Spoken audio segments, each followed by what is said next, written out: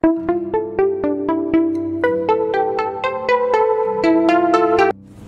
friends, welcome to C3 Chris Crafts and Cookery.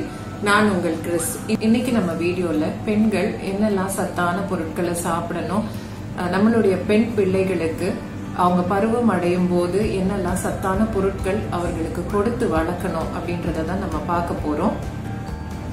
முதல்ல எள்ளு.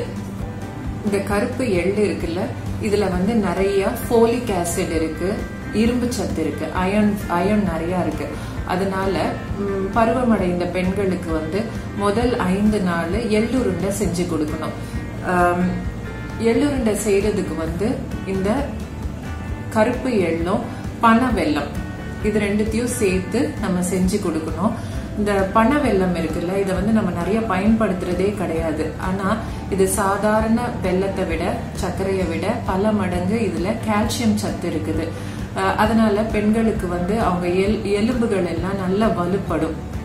இது ரெண்டும் நம்ம சேர்த்து எள்ளுருண்டை நம்ம செஞ்சு கொடுத்தோம்னா அவங்களுக்கு ரொம்ப நல்லது. அவங்க வயிற்றுல இருக்க அழுக்கு பொருட்கள்லாம் இது வந்துடும். ஸோ எல்லா பெண்களும் 1 to 5 நாட்கள்ல எள்ளுருண்டை சாப்பிடுறது ரொம்ப நல்லது. அதே போல முதல் தடவை பருவமடைந்த பெண்களுக்கு எள்ளு, அதாவது எள்ளுல இருந்து தான் நல்லெண்ணெய் வருது, நமக்கு எல்லாருக்குமே தெரியும். சோ நல்லெண்ணெயும் முட்டையும் காலையில வெறும் வயிற்றுல கொடுக்கணும். ரெண்டாவதாக பாத்தீங்கன்னா உளுந்து, கருப்பு உளுந்தும் ரெட் ரைஸும், சிகப்பு அரிசி, இது ரெண்டும் ரொம்ப முக்கியமானது. இது ரெண்டும் கூட நம்ம பயன்படுத்துறதே கிடையாது. நம்ம எப்பவும் வெள்ளை உளுந்து பயன்படுத்துவோம், வெள்ளை அரிசி தான் நம்ம பயன்படுத்துவோம். இது ரெண்டும் பயன்படுத்துறதே கிடையாது. இந்த கருப்பு உளுந்து இடுப்பு வலியெல்லாம் வராம தடுக்குது. அதே போல இந்த ரெட் ரைஸ் நம்ம யூஸ் பண்ணும்போது இந்த ரெட் ரைஸ்ல செலீனியம், மெக்னீசியம், மேங்கனீஸ் அப்படின்ற பொருட்கள்லாம் நிறைய இருக்கு. இது நரம்பு ஸ்ட்ரென்தன் பண்ணும். நரம்பு வீக் ஆகாம நல்ல ஸ்ட்ராங்கா இருக்கிறதுக்கு ஹெல்ப் பண்ணுது. இந்த 2 பொருட்களால் ஆன அடையோ இல்ல தோசை மாதிரி நம்ம போட்டு கொடுக்கலாம். அப்புறம் பணியாரம் செஞ்சு கொடுக்கலாம், ரொம்ப டேஸ்டா இருக்கும். இதெல்லாம் பிள்ளைங்களுக்கு கொடுத்தோம்னா அவங்க ரொம்ப விரும்பி சாப்பிடுவாங்க.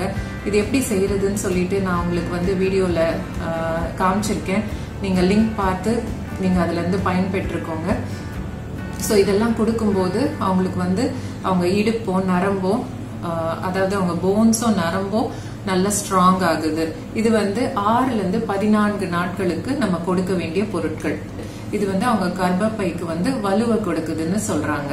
அடுத்தது வெந்தயம். வெந்தயம் குளிர்ச்சியை தருது.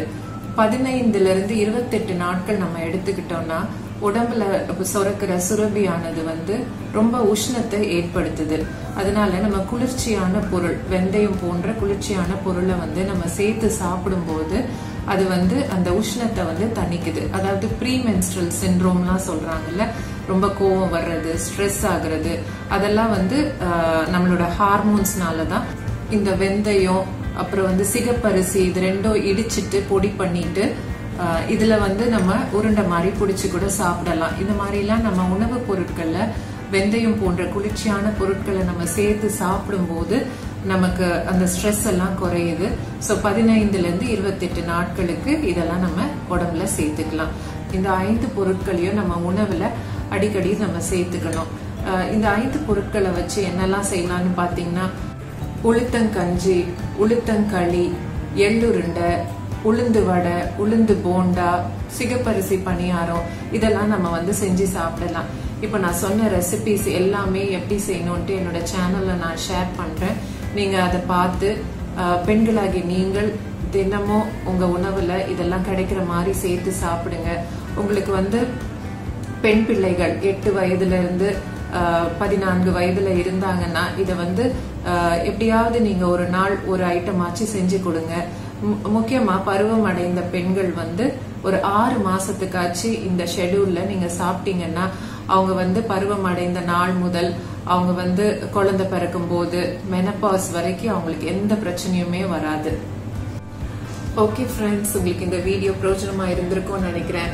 உங்களுக்கு இந்த வீடியோ பிரயோஜனமா இருந்துச்சுன்னா லைக் பண்ணுங்க, உங்க ஃப்ரெண்ட்ஸோட ஷேர் பண்ணுங்க. மறக்காம இது வரைக்கும் சப்ஸ்கிரைப் பண்ணாம இருந்தீங்கன்னா நம்ம சேனலுக்கு சப்ஸ்கிரைப் பண்ணிடுங்க. மீண்டும் இது போல நிறைய டிப்ஸுடன் உங்களை நான் விரைவில் சந்திக்கிறேன். அதுவரை உங்களிடம் இருந்து விடைபெறுவது உங்கள் Chris. Until then, take care. Tata. Thanks for watching.